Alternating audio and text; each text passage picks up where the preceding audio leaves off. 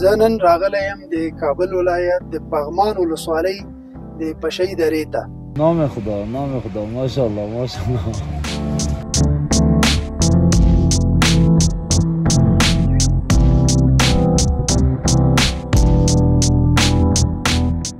امی باغ چقدر مساحت داره و چقدر بوده در این بیال است؟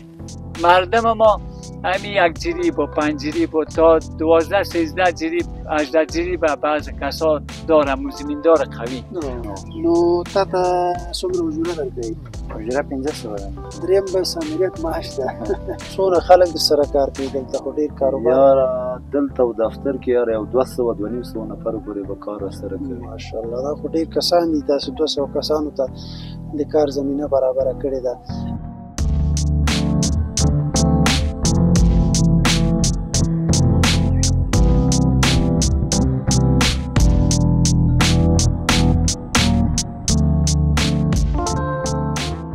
لیدونکو سلامونه، په دې هیله چې روغ او رمټ به یاست.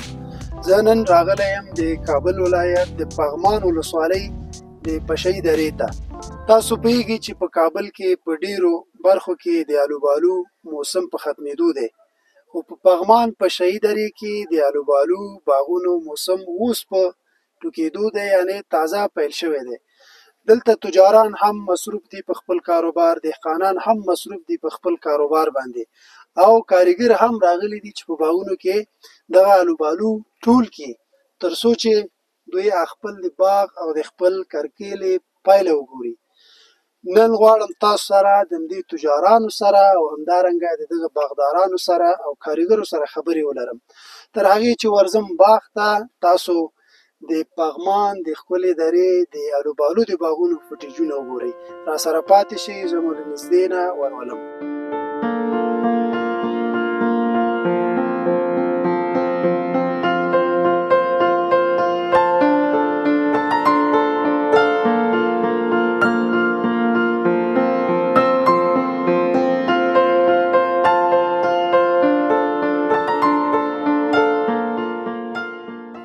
دلته یو باغدار دی، غواړو له دې باغوال سره د دې باغ په اړه خبرې ولرو. تاسو را سره خبرې او مرکه واورئ. حاجی صاحب، یک تعارف شما شو بیننده های ما بعد از او همین منطقه که ما نشستیم کدام منطقه است که بیننده بفهمند؟ بله، اسم محمد ظریف است، بچه مرحوم تورن محمد اکرم، ولسوالی پغمان است و دره پشۍ اینجا امی قریه پشۍ است، مرکزی پشۍ مرکزی دره ولسوالی پغمان. بسیار خوب. حاجی صاحب، ما که میبینیم بسیار مقبول باغ است، باغ الوبالو، هر نوع الوبالو در اینجا است. چقدر وقت شده که این باغ شما جور کردین؟ این باغ مدت طولانی میشه که جور شده، زیادتر از 40 یا 50 سال میشه که در اینجا باغ بود، اما در دوران انقلاب که وروسا آمده بود، این باغ ما اگر سیب بود، گیلاس بود یا زردالو بود، انگور بود، الوبالو بود، یا تمامش از اثر انفجار بمب و مرمی های توپ و این چیزا از بین رفت. او چیزش که باقی مونده بود کسی نبود که در اینجا آبیاری کنه، و هم خشک شد و در گرفت، از بین رفت. که وزیر زراعت پدر من سامی منصب اردو بود در دوران ظاهرخان و داود خان. باز وزیر زراعت همون زمان همراهش آشنایی داشتند. او یکی 2 بار در این باغ زمین آمده بود، باز او پدر من راهنمایی کرده بود، برش نهال سیب و ناک و زردالو و بعض چیزا را برش عمو داده بود. دیگه یک باغ خیلی خوب بود. سیب شاندیم که چند قسم سیب از اینجا، سیب بیروتی، سفید و سیاه، سیب لب سیلیندر است از جنس مالنگ. دیگه مالنگ سرخ بگوییم یا سیاه بگوییم از اوست. دیگه یک چند تا تاک انگور داریم برای خوردن خود ما و میمان ما. دیگه ما در زیافتر در قسمت گیلاس، نهال گیلاس کار کردیم. این گیلاس ها را ما از بازار نخریدیم، یا در ریشه علبالو در زیر زمین پیوند کردیم، خودم پیوند کردیم، بیادران پیوند کردن. باز یک سال دو سال که تیر شده خود از این ریشه زدم، ما ریشه علبالو رو هم سرش قطع کردیم. از ریشه این زراعتی است که را در خود وزارت زراعت و معایر مبالغه نمی کنم که تالا گرفتن نتونستن. و در گیلاس ما گیلاس وطنی را پیوند کردیم. باز چند نوع گیلاس از باز گیلاس هایی که در بازار خوب به فروش میرسن ما مو چیزا را پیوند کردیم. می چند نوع ساجی صاحب شما گفتین ما که میبینیم مختلف انواعش میبینیم، نامش چی هست اگر بگیم دا ببینیم؟ این خواه 12 نوع گیلاس هست. شما 5-6 نوعی از این را دمی باغ خود داریم که یکی از او دلمرغی میگن که همی قسمت از یک عواری داره دل مرغ واره، او را دلمرغی میگه. یک قسمش همی خوبترین گیلاس ها تک دانه است. باز تک دانه را من که دیدیم 2-3 قسم است. یک تک دانه است، یک جنس ازی که همی درنگ زدن میرسه، او از موج سیاهی به خود میداشته باشه، باز خیلی شیرین هم میباشه، او دارم خوبش میباشه و در بازار هم او را خوب خوش میکنن. و یک تک دانه دیگه است که او سرخ میباشه باز سیاه میگرده. دیگه خوشایی دانش نسبتا خود میمانه، پسان کلان میشه. اول تلخی میداشته باشه پسان شیرین میشه، او رو در بازار دیگه زیافتر خوش نمیکنن، خود قدر پایین هم نیست. دیگه همی چند نوع در باغ ما هست. شما گفتین حاجی صاحب که ایره به هندوستان روان میکنیم، اوجا در مردم هندوستان اونجا حتمی همکارای شما شریکای شما هستن، اونا چی میگن که اوجا مردم هندوستان کدام نوشه خوش دارن زیاد؟ یک چیز برات بگویم، در دیگه کشورهای پیشرفته همین میوجات و ترکاری و چیزهای از اونا توسط ادویجات رشد میافن. از ما شما طبیعی است. طبیعی را هندوستان و پاکستان چی در تمام کره زمین یا خوش دارن که چیزای طبیعی باشه.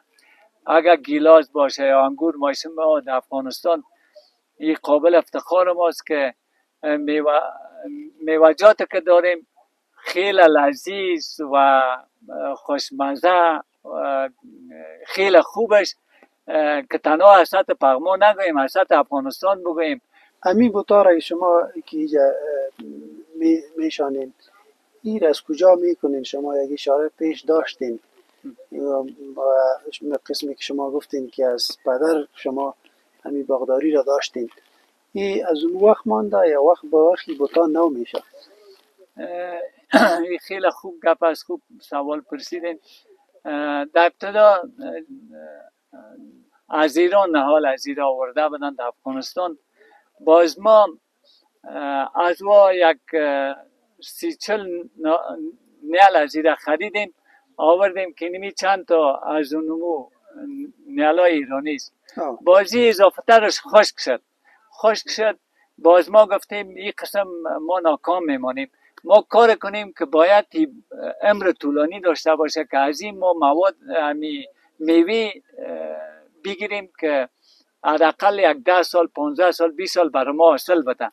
ما ابتکارات و فکر خود در خرچ انداختیم. گیلاسای وطنی که ایجاد داشتیم در می باغ و زمین بود، این سبز میکنم، باز ما او را گیلاس زراعتی پیوند میکنیم. بالاخره این را پیشرفت دادیم، در ریشه علبالو ریشه گیلاس پیوند کردیم. این را به این قسم امو ریشهش هم بالاخره خود از ریشه پیدا کرد، یا اکثریت درختای ما ریشهش خودشم از جنسش هست. تشکر حاجی صاحب. امی باغ چقدر مساحت داره و چقدر بوته در این نیال است؟ شما خودمی میگردین با شما معلوم است. یک چیز باید بگویم که در این پشه نسبت به نفوسش مساحت کم داره. میبینیم که کوه درز زیاد است اما زمینش کم است. امی زمین ما باغ ما تقریبا یا 5.5 جریب یا زیادتر کمتر به می اندازه است. مردم ما همین 1 جریب و 5 جریب و تا 12 13 جریب 18 جریب بعض کسا داره، زمیندار قوی و زمین در پشه خیلی پر ارزش است، قیمت بالا داره به خاطر از که هوایش خیلی خوبش است، هواش پاک است و سرسبز است. شکر حاجی صاحب. در این بخش باغداری ملک صاحب شما با کدام مشکلات مواجه میشین اکثر که میکارید؟ در بخش باغداری و زمینداری یکی خو آفات طبیعی است که همین جاله خیلی تاثیرات منفی میندازن. امثال در بعض قسمت های افغانستان که جاله شده، همین داغ جاله باز خیلی قیمت میوه در بازار پایین میاره که اینمی یک نقصان خیلی کلان است. دیگه امراض خود جای میگیره. ما بمبه دواپاشی داشتیم به او نمیشد، یا ماشین دواپاشی گرفتیم از او استفاده میکنیم دیگه تا امروز در درخت در میوه جای نداشته باشه، میوه سالم ما بتانیم در بازار برای مردم عرضه کنیم. ملک صاحب تشکر که وقت خود به ما دادین، امرای ما مصاحبه انجام دادین.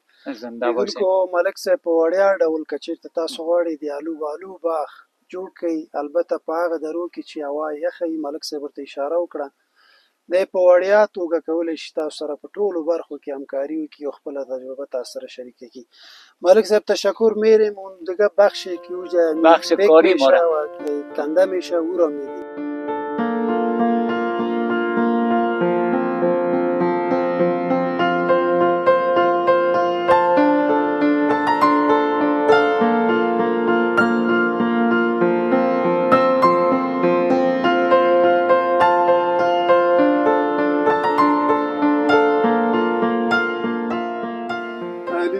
دا د الوبالو د پیک کولو یا په کارتنونو کې د اچولو برخه دی چې دلته ځوانان ناست دي په همدې یخه هوا کې د پغمان د باغونو نه دلته انتقالیږي. دلته دوی بیا په پیکۍ په نورو قالبونو کې اچوي. غواړم نو دوی سره هم پرې خبرې ولرم. ځوانو ستړی مه شئ. ستړی مه شئ. ښه صحت دې ښه ده؟ مننه ښه دی. ښه. نوم دې څه شی ده؟ نوم مې سلیمان ده، د کابل اوسېدونکی. د کابل اوسېدونکی. نو ته پغمان ته راغلی د کار لپاره؟ هو د کار کوو. نو دا څو بجو نه کار شروع کوي، څو بجو پورې؟ دا کار سهار 6 بجې شروع کېږي تر ماښام 5 بجې. ماښام 5 پورې. نو ته د ورځې څو دانې دغه پاکټونه ډکوې؟ دا پاکټونه معلومات سبت ډکېږي 60 سبت. ها 10 سبت. خو یو سبت کې څو دانې؟ یو سبت کې 4 پته ده. نو تا ته څومره اجوره درکوي؟ اجوره 500 ده د ورځې. ماشاءالله دا ښه اجوره ده که نه؟ ښه ده. یو دریم بس امریت معاش ده. شکر ده، ښه ده، روزګار چلېږي. ښه ده چې ستاسو څومره وخت شو کار کوئ دلته؟ زمونږ یو میاشت کېږي دا کار شروع کړی فعلا. یو میاشت. پخوا دې دا کار نه وکړ؟ پخوا هم کړی و، ولې 15 کاله کېږي، 4 کاله څنګه دا کار کوم. د ملګري څخه ډېره مننه چې موږ سره یې مصاحبه وکړله. لیدونکو دا هغه د پیک وروستۍ برخه وه چې له دې نه وروسته دغه الوبالو ځي سردخانې ته او له هغې وروسته به بیا نورو بهرنیو هېوادو ته صادرېږي. له ما سره پاتې شئ. د پغمان د ښکلي باغونو، البته د الوبالو ښکلي فوټیجونه، ښکلي تصویرونه تاسو باندې ګورم. له موږ سره پاتې شئ.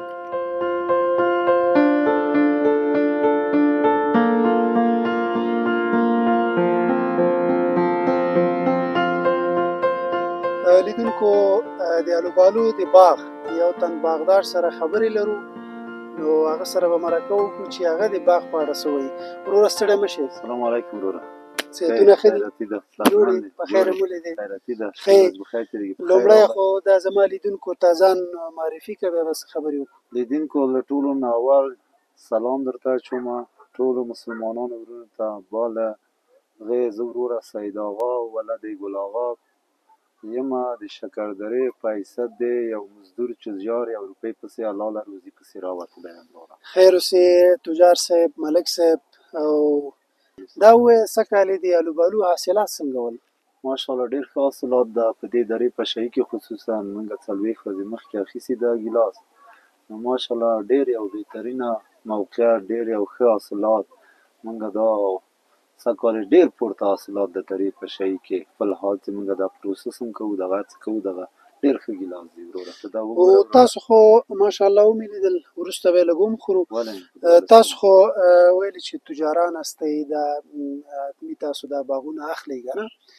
نو دا کوم مرحلې نه تاسو اخلئ، که لږ معلومات ورکړئ. دغه له ګل نه وتلي وو وروره، په ګل کې ورنه داسې بوله چې دغه باغونه موږ راونیوله وروره. دا ګل مرتبه کې چې موږ واخلو، په دې ډول پاشانې شروع کوو، د خپل مربوط هم کېږي. باغوالا صرف اوبه راکوي، موږ کوټ هم خپله ورکوو، هر څه ورکوو، باغوالا بې وسه وي. موږ په دې مصرف کوو، بالاخره چې دغه ګیلاس یو ګیلاس جوړ کړو چې وروره بهر ملکو ته یې واستوو. نو دا بیا په پاکټو کې پیک کېږي او دا بیا چېرته ولېږئ؟ دا وروره په پاکټو کې کیپ کېږي وروره، ګرب کاټ وهل کېږي، کرمشلي کې اچول کېږي او پلاستیک کې تاویږي. دا ډیلي ته لیږل کېږي وروره، سین ته کېږي وروره. دا نو ستاسو بیا هلته د ډیلي نه ستاسو فیډبک څه وي؟ هلته خلک د افغانستان دا مېوې خوښوي نه خوښوي؟ ډېر یې خوښې دي، ډېر یې خوښې دي، خو بدبختانه دلته موږ تجاران لرو چې یوازې چې د هفتې یو ټیلر ولېږي، دا د هفتې 4 ټیلره یو تجار بار کړي.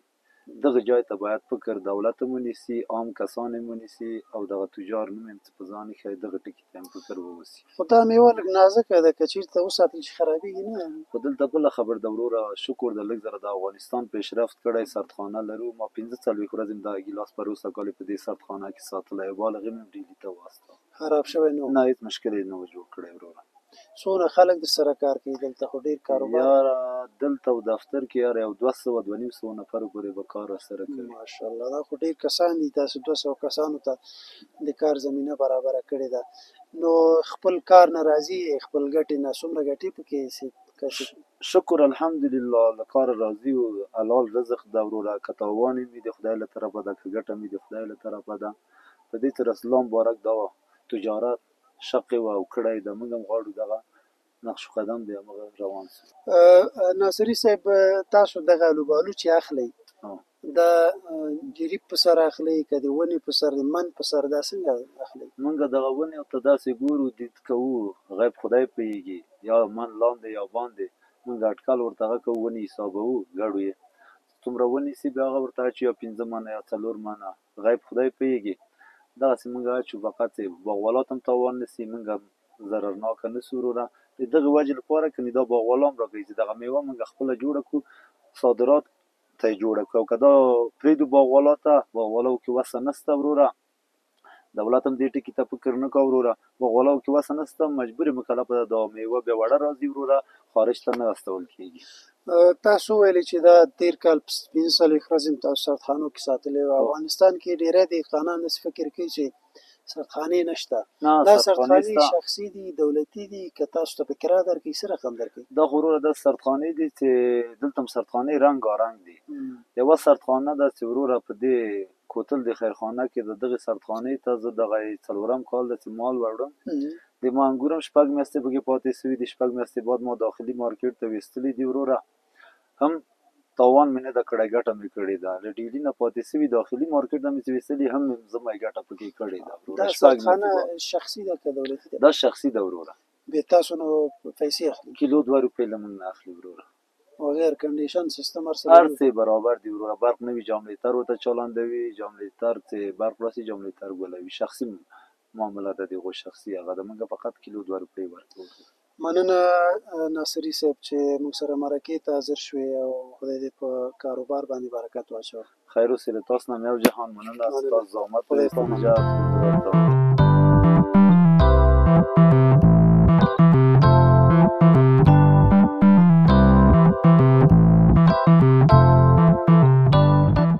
لیدونکو ډېره مننه چې زموږ خپرونه مو وکتله.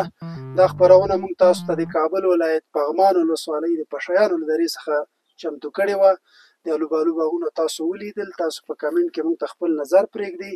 که چېرته تاسو هم دغسې کوم سوژه لرئ په خپله سیمه کې، له موږ سره یې شریک کړئ. موږ به حتمي ستاسو سیمو ته راځو او له هغې نه راپور چمتو کوو.